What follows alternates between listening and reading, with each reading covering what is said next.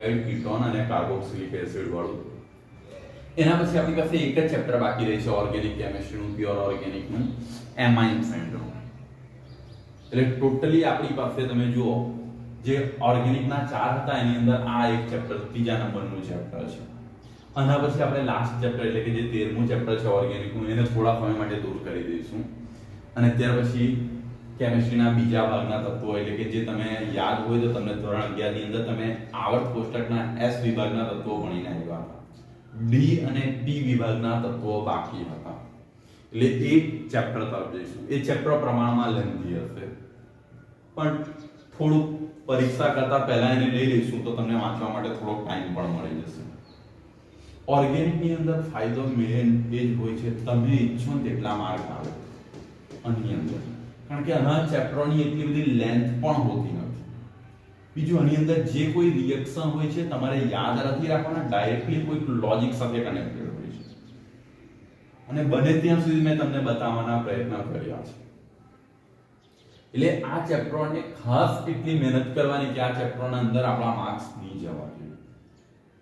જો તમે આને જ તમારી સ્ટ્રેન્થ બનાવશો તો તમને ખાસ ફાયદો મળે. ફિઝિકલ કેમિસ્ટ્રી કે તમે બીજી કોઈ સાઈડે ધ્યાન આપો તો એ કેમિસ્ટ્રીના ચેપ્ટરોની લેન્થ ઘણી બધી વધારે હોય છે. તે રીતે ફિઝિકલ કેમિસ્ટ્રી ન્યુમેરિકલ વાળું હોય છે અને બને ત્યાં સુધી કે તમે કેમિસ્ટ્રીમાં તો ન્યુમેરિકલ ને તો લક બાય ચાન્સ જ સોલ્વ કરો છો. તમને નસીબથી તમારો દાખલો તમારો સાચો પડી જાય તો, બાકી પ્રેક્ટિસ તો ઓછી જ આપો છો, સમય તો ઓછો જ આપો છો તૈયારીમાં ને એમાં રીત પણ વધારે હોય એટલે તમે એ રીતે જુઓ છો. જો તમે અમુક ચેપ્ટરમાં ધ્યાન આપ્યું હોય તો કરી રાખો તો ઠીક છે. પણ ઓર્ગેનિકની અંદર એક જ વસ્તુ હોય છે રિએક્શન, અને એ જ પૂછાય છે ને તમારે તૈયારી પણ એ જ કરવાની, જેના તે ચેપ્ટરમાં બીજું કંઈ હોતું જ નથી. એટલે એ વસ્તુને ધ્યાન રાખીને કરો. હવે ચેપ્ટર નંબર 11 ની અંદર તમે વાત કરો તો આપણી પાસે ચેપ્ટર નંબર 11 નું નામકરણ શું? આલ્કોહોલ, ફિનોલ અને ઇથર. હવે જો આલ્કોહોલ ની અંદર તમારું જો આલ્કોહોલ તમે જે લેતા હતા એ કંઈક ROH આ રીતનું સમૂહ હતું, હાઇડ્રોક્સિલ સમૂહ તમે જે જોડતા હતા. ફિનોલ ની અંદર તમારું એરાઇલ એટલે અહીંયા બેન્ઝીન રિંગ રહેતી હતી એની સાથે OH ગ્રુપ જોડાતું હતું. ઇથર ની અંદર તમારી પાસે કંઈક આ રીતના સંયોજનો હતા. સમિતિય પણ હોઈ શકે અને અસમિતિય પણ હોઈ શકે. હવે આની અંદર તમે ધ્યાન આપો, R એટલે કાર્બનની ચેન વાળું કોઈ સંયોજન રહેતું હતું.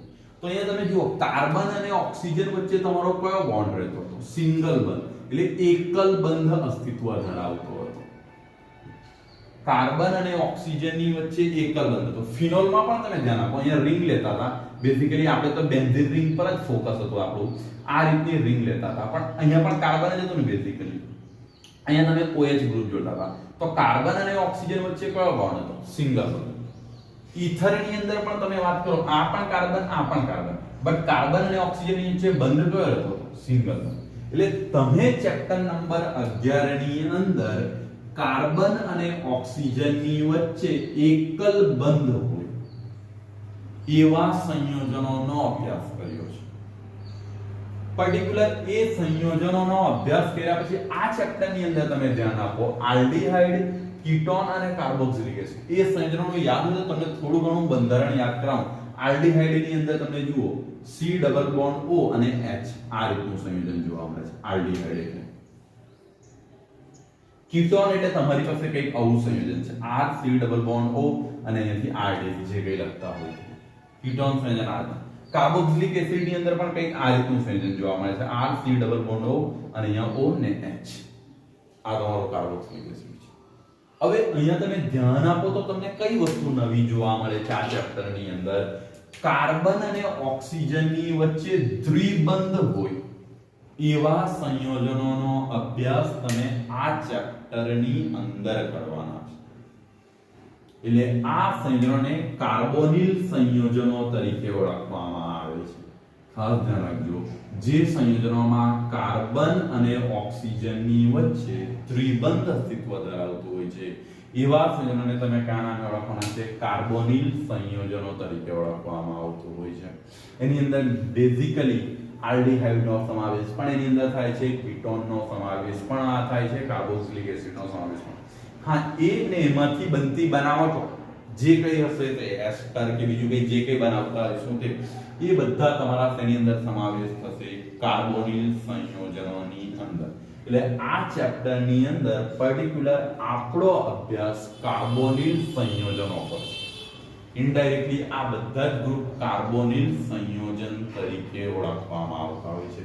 એ તમારા માઇન્ડની અંદર ક્લિયર હોવું જોઈએ. એટલે કોઈ તમને પૂછે કાર્બોનિલ સંયોજન શું છે, તો એની અંદર યાદ હોવું જોઈએ કે એમ તો તમે જુઓ એટલે એવો આન્સર નહીં છે કાર્બન અને ઓક્સિજનના બંધવાળા, કારણ કે ડબલ બંધ હોઈ શકે પણ ને સિંગલ બંધ પણ હોઈ શકે, પણ સિંગલ બંધ વાળા કાર્બોનિલમાં આવતા નથી. કાર્બોનિલની અંદર માત્ર કયા સંયોજનો આવે છે જેમાં કાર્બન અને ઓક્સિજનની વચ્ચે ડબલ બંધ આવે છે. એની અંદર બેઝિકલી 3 ગ્રુપનો આપણે સમાવેશ કરી લીધો છે, આલ્ડીહાઇડ, કીટોન અને કાર્બોક્સિલિક એસિડ. અને એ સમૂહો અને એનાથી બનતા બીજા સમૂહ અને અંદર જે કંઈ ફેરફાર કરીને આપણે બીજા સમૂહ બનાવીએ છીએ એ સમૂહનો સમાવેશ પણ કાર્બોનિલની અંદર કરવામાં આવશે.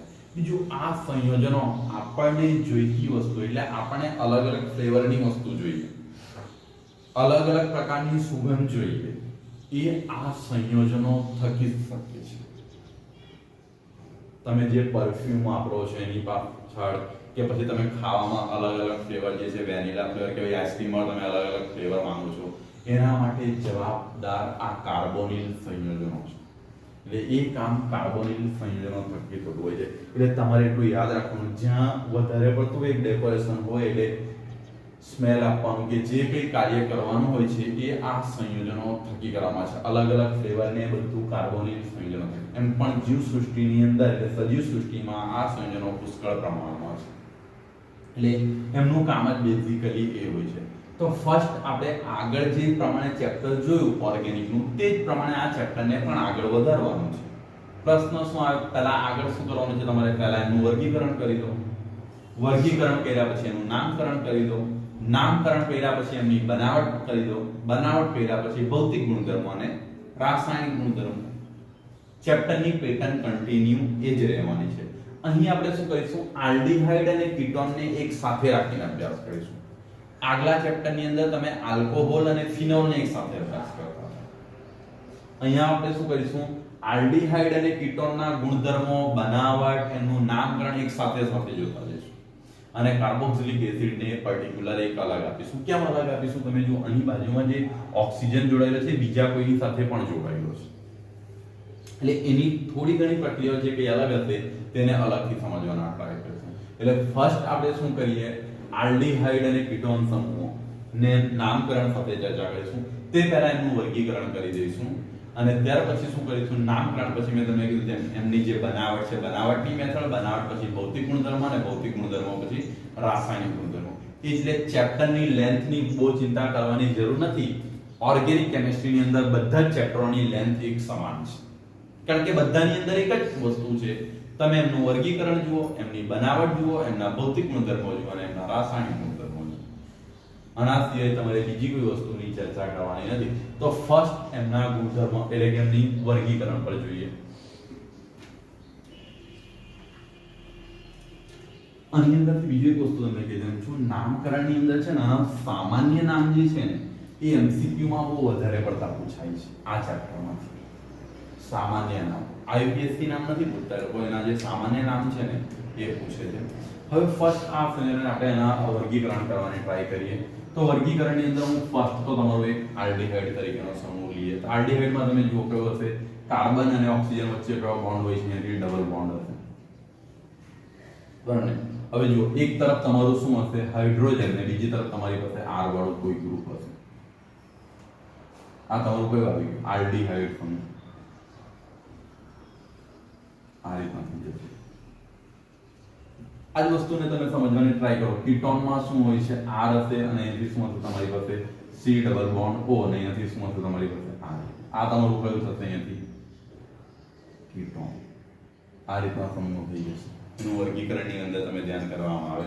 હવે એની અંદર ત્રીજો એક મુખ્ય ભાગ તમે જોડી દો R અને અહીંથી તમારી પાસે કયું હશે કાર્બન જેની સાથે જોડાયેલો હોય એટલે એ કાર્બન અહીંયાથી આપણે લઈએ O અને અહીંથી ડબલ બોન્ડ સોરી C ને અહીંથી શું હશે ડબલ બોન્ડ O અને આ તરફ તમે જુઓ એક બીજો ઓક્સિજન જોડી દેવામાં આવે છે. આ તરફ તમે ધ્યાન આપો. હવે એ ઓક્સિજનની સાથે અલગ અલગ વસ્તુ અહીંયા H જોડાયેલો હોય, R જોડાયેલો હોય, એના પરથી અલગ અલગ સંયોજનના નામ આવે છે. સપોઝ અહીંયા H, કારણ કે આ ઓક્સિજનની બેલેન્સથી પૂર્ણ કરવી પડશે ને, બે બંધો બતાવવા પડે, તો બીજો એક બંધ એ બીજા કોઈ સાથે બનાવતું હશે તો આને કાર્બોક્સિલિક એસિડ તરીકે તમે ઓળખો છો, કાર્બોક્સિલિક એસિડ. હવે એની જગ્યાએ જો બીજો R ગ્રુપ જોડી દેવામાં આવે તો તમને યાદ હોય તો R અહીંથી C ડબલ બોન્ડ O અને અહીંયા O ને અહીંથી તમે એક R જોડી દો, બીજો R ડેશ, તો આને કયા નામે ઓળખો છો? એસ્ટર તરીકે ઓળખવામાં છે, C ડબલ O R. યાદ આવ્યું આ સમૂહ? તો તમે એને કયા નામે ઓળખો છો? એસ્ટર તરીકે ઓળખવામાં આવતું હોય છે. આ એક સંયોજન થઈ જશે. તે જ રીતે તમે અહીંયાથી બીજું જોવાની ટ્રાય કરો તો એક બીજું હેલાઇડ સંયોજન, એટલે આ જે હાઇડ્રોજન જોડવામાં આવે એની જગ્યાએ હેલોજન જોડી દેવામાં આવે, એટલે આ ભાગની જગ્યાએ તમે હેલોજન પણ જોડી શકો છો. તે એવા સંયોજનો દાખલા તરીકે અહીંયાથી આ રીતનું નામકરણ લઈએ, R અને અહીંથી શું છે C ડબલ બોન્ડ O ને આ હેલોજન જોડી દેવામાં, હેલોજન ની અંદર ક્લોરીન, બ્રોમિન ને આ રીતના લીધો એટલે હેલાઇડમાં જતા રહેશે. તે રીતે તમે અહીંયાથી એમાઇન સમૂહ પણ જોઈ શકો, એટલે એને એમાઇડ તરીકે ઓળખીશું. તો અહીંથી જો R C double bond O અને અહીંયાથી NH2, એટલે આ સંયોજનો તમે કયા નામે ઓળખવાના છે? એમાઇડ સંયોજનો તરીકે ઓળખવાના છે. એટલે જુઓ ફિક્સ ખાલી ફેર એટલો જ પડે છે કે આ કાર્બનની સાથે જોડાયેલા સમૂહો બદલાતા જાય છે, બીજું કઈ છે નહીં એની અંદર. બેઝિકલી દરેક, કારણ કે ચેપ્ટરનું મેં તમને કીધું તેમ આ લોકો ચેપ્ટરનું નામ આ રીતે આપ્યું છે, ઇનડાયરેક્ટલી બધા જ કાર્બોનિલ સંયોજનો છે. કાર્બોનિલ સંયોજનો એટલે કાર્બન અને ઓક્સિજનની વચ્ચે દ્વિબંધ અસ્તિત્વ ધરાવવું જોઈએ. એટલે એની અંદર જુઓ એક આલ્ડીહાઇડ આવી ગયું, કીટોન આવી ગયું, કાર્બોક્સિલિક એસિડ આવી ગયું, એસ્ટર આવી ગયું, તમારી પાસે આ ક્લોરીન એટલે કે હેલોજન સમૂહ સાથે જોડાઈને આવી ગયું, એમાઇડ સંયોજન એટલે એમાઇન વાળું ગ્રુપ આવી ગયું.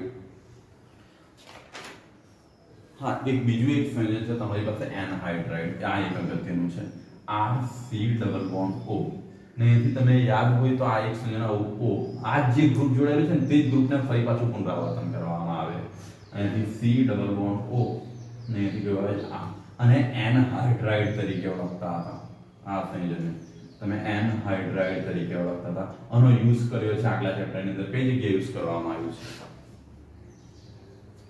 છે યાદ છે કોઈ? આ સંયોજનનો યુઝ કરવામાં આવ્યું છે. એસ્ટરીકરણ જેવો ટોપિક હતો, અલગ અલગ સાથે પ્રક્રિયા કરવામાં આવી છે, ક્લોરાઇડ સાથે એનહાઇડ્રાઇડ સાથે એમ કરીને અલગ અલગ પ્રક્રિયાઓ કરવામાં આવી છે.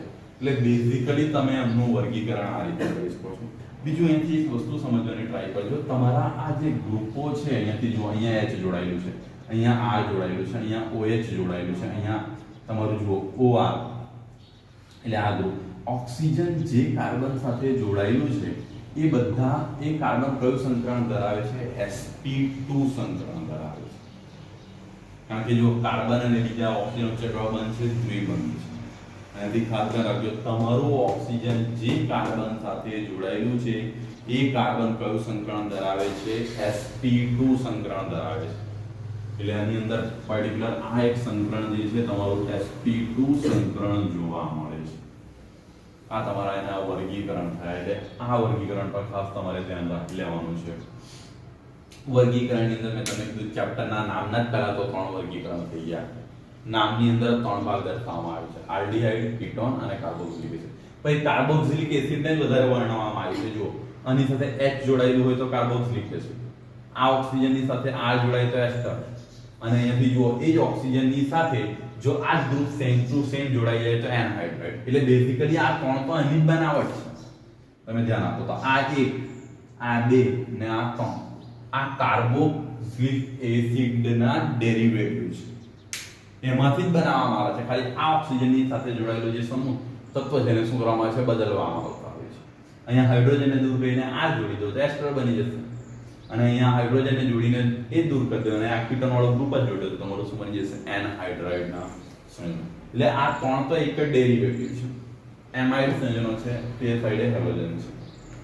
એટલે બેઝિકલી આ એક વસ્તુ છે. એટલે આ તમારું શું થઈ ગયું? એમનું વર્ગીકરણ થઈ ગયું. હવે એમના નામકરણ પર જઈએ. નામકરણ પર જતા પહેલા એમના થોડાક ઉપયોગો જોઈ લઈએ, જેથી આપણને ખબર પડે કે કઈ જગ્યાએ યુઝ થાય છે. એ ખબર પડે કે ના પડે, પરંતુ બેઝિકલી ટેક્સ્ટ બુકની અંદર છે એટલે MCQ માં પૂછાતા હોય છે. એટલે એમનું મહત્વ શું છે એને આપણે થોડાક સમજવાની ટ્રાય કરીએ. 5-1 મિનિટ જોઈશે એની અંદર. તો આપણી પાસે 3 ઉપયોગો ખાસ આપવામાં આવેલા છે, એમાંથી એક ખાસ જોજો, ટ્રાય કરો. ખાસ કરીને મેં તમને કીધું તેમ આ સંયોજનોનો ઉપયોગ સ્વાદ માટે યુઝમાં થતો હોય છે અને સુગંધ માટે.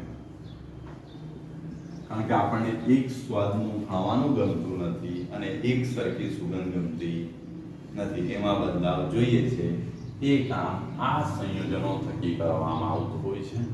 એટલે આનું ખાસ ધ્યાન રાખજો. કાર્બોનિલ સંયોજનોના કોઈ બેઝિક તમને ઉપયોગ પૂછે તો એનો કોમન યુઝ છે અલગ અલગ પ્રકારનો સ્વાદ એટલે અલગ અલગ પ્રકારના ફ્લેવર ઉત્પન્ન કરવા માટે અને અલગ અલગ પ્રકારની સ્મેલ એટલે કે સુગંધ માટે આ સંયોજનો યુઝ થાય છે.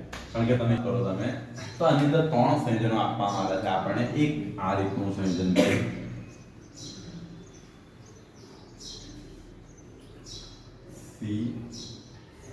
CHO ને આ તરફ પેલા ગ્રુપ છે પેરા પોઝિશન પછી OH ને એમની કર્યું છે OCH. આ રીતનું એક સંયોજન છે અને બીજું તમારી પાસે એક સંયોજન આવું આપવામાં આવેલું છે.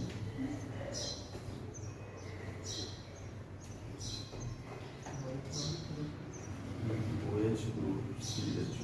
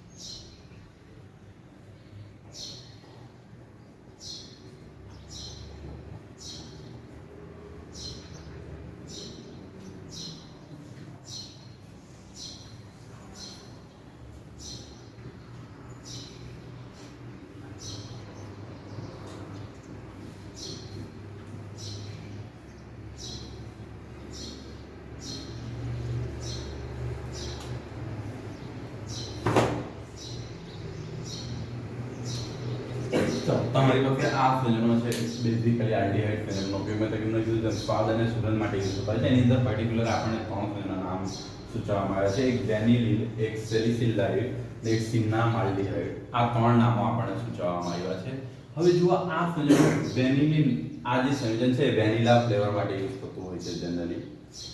બીજું તમે ના જે કોમન નામ છે ખાસ ધ્યાન રાખજો અને કોમન નેમ છે વેનિલિન. આયુપીએસસી નામકરણ તો તમે નામ પ્રમાણે જ કરશો. એના જે નામ છે નામ પરથી તમે આયુપીએસસી નામકરણ કરી દેશો. ચલો તો આ સંયોજનનું આયુપીએસસી નામકરણ શું થશે? વેનિલિન શું થશે?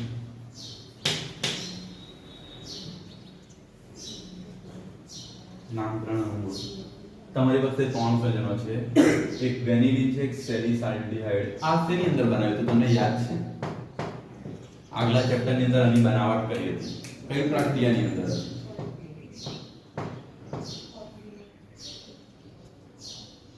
રીમર ડિમાન્ડ પ્રક્રિયાની અંદર આ બનાવટ હતી આપણી પાસે. અને સિન્નામાલ્ડીહાઇડ આ તો તજમાંથી બનાવવામાં આવે છે સ્મેલ માટે. ચલો આના નામકરણ પર તમે ફોકસ કરો તો નામકરણ કયું થશે? અહીંયા સૌથી વધારે ઇફેક્ટ કરતું ગ્રુપ કયું છે? CHO ગ્રુપ છે. તો એના પરથી નામ આપો તો 1 2 3 અને 0 4. આ ગ્રુપ તમને એક પ્રકારનો જો એસ્ટર ટાઈપનો ગ્રુપ છે. સોરી એસ્ટર નહીં પરંતુ આ RO આ પ્રકારનું છે. ખાલી અહીં શું છે? બેન્ઝીન રિંગ જોડાયેલી છે. એ આ ગ્રુપ છે એટલે એરાઇલ સમૂહ વાળું છે. અને આ તરફ તમે જોયો છે એટલે આ મિથોક્સી ને વાળા જે પૂર્વક હતા તે પૂર્વક એનો વિસ્તર છે. આ સાઈડ તમારું આલ્ડીહાઇડ નું પૂર્વક લાગશે અને આ હાઇડ્રોક્સિલ વાળું ગ્રુપ છે એટલે હાઇડ્રોક્સી લાગશે. એટલે આનું નામ પ્રમાણે ટ્રાય કરો તો શું થશે? 4 હાઇડ્રોક્સી. બરાબર ને? આ ગ્રુપ તમારું છે એટલે આનું શું થશે? 4 હાઇડ્રોક્સી. આ કયા નંબર પર છે? ત્રીજા નંબર પર એટલે 3 મિથોક્સી. અને અહીંથી તમારી પાસે શું આવી જશે? મિથોક્સી. અને આ તમારું જો બેન્ઝીન સાથે આલ્ડીહાઇડ ગ્રુપ જોડાયેલું છે તેને શું કહેવામાં આવે? બેન્ઝાલ્ડીહાઇડ. એટલે એનું નામ કયું થઈ જશે? બેન્ઝાલ્ડીહાઇડ. આ તમારું આયુપીએસસી નામકરણ થશે. આનું નામ કયું થશે? થોડું થોડું અહીંયાથી શીખતા યાદ તો તમે આનું નામકરણ કરી શકો. આયુપીએસસી નામકરણ અંદર બેઝિકલી રૂલ જોયું છે. બટ આનું કોમન નેમ પણ ખાસ ધ્યાન રાખજો. વેનિલિન તરીકે ઓળખવામાં આવે છે જે વેનિલા ફ્લેવરની અંદર યુઝ થાય છે. આઈસ્ક્રીમની અંદર આવે છે ને એવું ફ્લેવર. બીજે બધે બી આવતું હશે પણ આપણને નહીં ખબર. चलो આનું નામકરણ કરવાની ટ્રાય કરો 1 ને અહીંથી કયો આવી જશે 2 એટલે 2 હાઇડ્રોક્સી અને અહીંયા શું આવી જશે બેન્ઝાલ્ડિહાઇડ આમાં સોલ્યુશન છે આ એટલે ત્યાર પછી ત્રીજું તમારું આ મેડોસ્વીટ એટલે એ કેવું આવે છે મેં તો નથી જોયું મેડોસ્વીટ એવું કંઈ લખેલું છે મેડોસ્વીટમાંથી બનાવવામાં આવે છે આ ફ્લેવર એટલે એવું કાં તો આ કોઈ મીઠાઈનું નામ હશે જેની અંદર આવું કોઈ ફ્લેવર આવતો હશે મને એનો આઈડિયા નથી તો આપણે દુકાનવાળાને પૂછવા પડે યે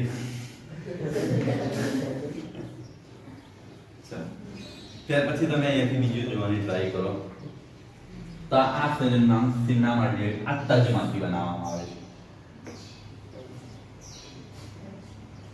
આ બધા અલગ અલગ પ્રકારના ફ્લેવર જ છે તમે એની અંદર બેઝિકલી આનું નામકરણ કઈ તો કઈ રીતે કરવું પડશે આલ્ડીહાઇડ સમૂહની ઇફેક્ટ વધારે છે એટલે નામ તો અહીંયાથી જ આપવું પડશે 1 2 અને અહીંયાથી શું આવી જશે 1 2 આની સાથે તો આ રિંગ જ જોડાયેલી છે ને અને બેન્ઝીન રિંગ હોય તો તમે એનો ઉચ્ચાર કયા તરીકે કરી શકો ફિનાઇલ તરીકે 2 ફિનાઇલ અને અહીંયાથી શું આવી જવાનું છે તમારી પાસે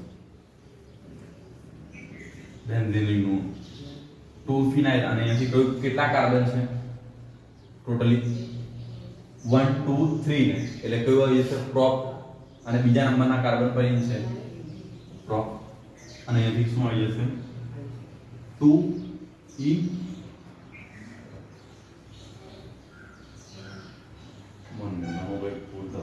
અહીંયા CHO ગ્રુપ છે ને એટલે આલ પૂર્વક લાગશે ને આલ્ડીહાઇડ ગ્રુપ તમારું આ હોય એટલે આનો પૂર્વક કયો હશે આલ એટલે પ્રત્યેક કયો લાગશે તમારો આલ એટલે 2 પ્રોપે 2 ફિનાઇલ અને અહીંયાથી શું આવશે પ્રોપેનોલ બટ અહીંયા ડબલ બોન્ડ પણ છે એટલે ઇન પ્રોપિનોલ એવું કંઈક હશે જોવું પડે પ્રોપિનોલ કે આ રીતનું બોલીએ કારણ કે ઇન પૂર્વક પણ લાગવું જોઈએ એટલે તમારા આ શું થશે એના બેઝિકલી 3 ઉપયોગો ટેક્સ્ટબુકની અંદર ખાસ આપવામાં આવેલા છે બીજા તો એવું લખેલું છે તેઓ ઘણા ખાસ પદાર્થોમાં ઔષધોમાં સ્વાદ વધારવા માટે વપરાય છે હા દ્રાવક તરીકે એસિટોન અને ગુંદરમાં પણ એનો યુઝ કરવામાં આવતા હોય છે એટલે આ એમના બેઝિકલી ઉપયોગો છે આ 3 ખાસ તમારે ધ્યાનમાં રાખવાના છે બીજા વધારે ને બીજા આગળ એનું શું જોઈ ગયા વર્ગીકરણની અંદર ટોટલી આપણે 7 પેજ હતા તેમાં કાર્બોક્સિલિક એસિડના 3 વર્ગીકરણ હતા બાકી તો તમારા ચેપ્ટરના જ હતા આલ્ડીહાઇડ કીટોન અને કાર્બોક્સિલિક અને એક તમારી પાસે એમાઇન વાળું સમૂહ વધારે હતું એમાઇડ તરીકે ઓળખતા હતા અને એક હેલોજન વાળું હતું એ તમારા